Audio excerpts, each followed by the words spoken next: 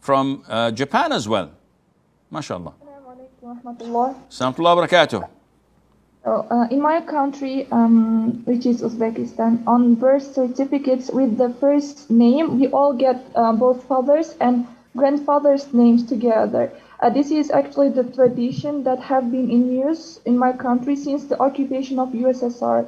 And while addressing to someone, they always call him with grandfather's name as a surname, but father's name is not mentioned. For example, Abdullah Aisha Aliyuna. So Abdullah here is grandfather's name and Ali is father's name, which is present only in documentations.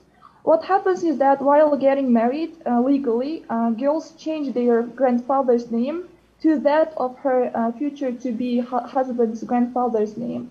So my friend was saying, like, we are not changing father's name as it's mentioned in the hadith. My question is this act permissible in Islam? Jazakallahu khairan. Wa jazakum. This is totally impermissible. In Islam, our religion, Islam, that is accused of oppressing women and subjugating them, is the only religion, to my knowledge, at the moment, at our contemporary times, that insists that a woman keeps her name, her father's name, her grandfather's name, her tribe's name, and not to be associated to her husband in her lineage. And I've mentioned this on Twitter a couple of times, and I was shocked by the amount of ignorant people who come to justify their present situation. Lots of women from different countries in Africa and Europe, because they've already changed their names to their husbands' names. So they are followers of their husbands in that sense. They started claiming that, no, this is un-Islamic, it has nothing to relate to Islam. And some even would mention the fact that Aisha, al-Mu'mineen, the wife of the Prophet.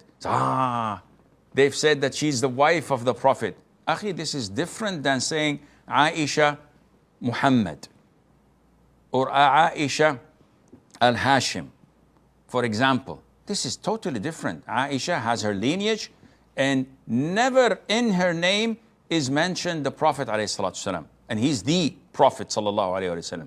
So yes, it is totally not permissible to change your father's name from Aisha, daughter of Ali, into Aisha, your husband is Chaudhry, for example. No, not permissible. Okay, Sheikh, we kept my husband's name, but Abdullah, who's my grandfather, we would like to change it to Abdul Rahman, who is the grandfather of my husband. Again, this is totally prohibited. Okay, what about the final tribal name? We'll call him Khan, or we'll call him Komar, or we'll call him the Uzbekistani, or whatever.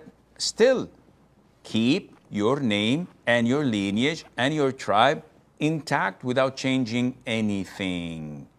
This is how Islam, or one of the ways how Islam honors women. Unlike in the West or in the East, the moment she gets married, she dumps her father's name and her tribe's name, and she sticks her husband's name to hers, and this is not permissible at all.